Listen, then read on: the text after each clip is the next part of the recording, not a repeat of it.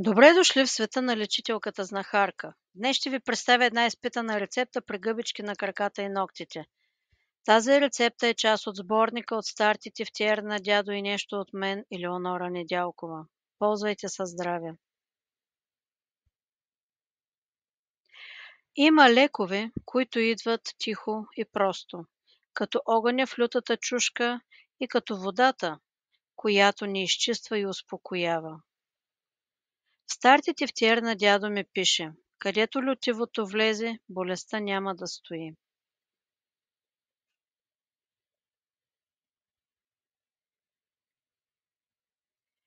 Този лек не само премахва гъбичките по краката и ногтите, но и успокоява цялото тяло, сякаш изгаря ненужното и връща покоя на човека.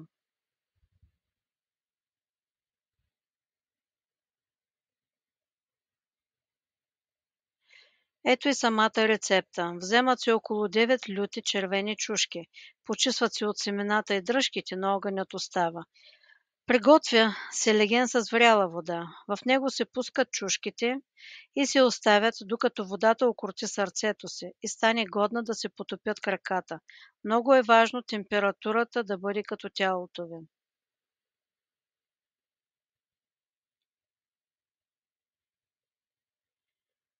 Потапяте краката си и те стоят вътре в легена около 20-30 минути, докато водата стане хладка.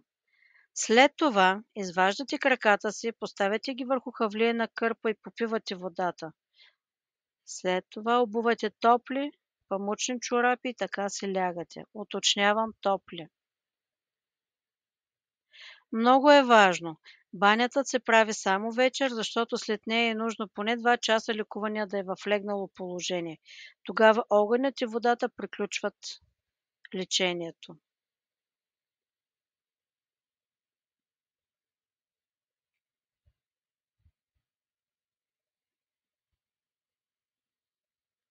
За самото лечение.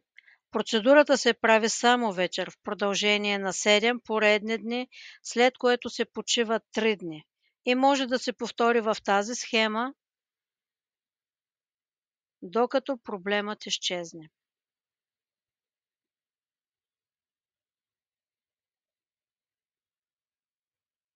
Моето послание като знахарка: не винаги лекът е в скъпото и далечното. Понякога е в лютивото, дето пари, и във водата, дето гали. В лютата чушка има събрана лечебна сила.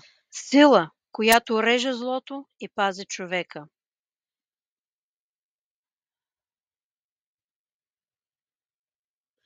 Живите нишки на времето помнят, а който ги следва, в добро физическо здраве остава.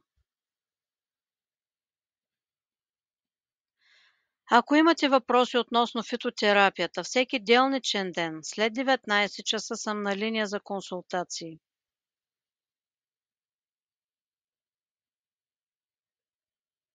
Пазете се и бъдете здрави!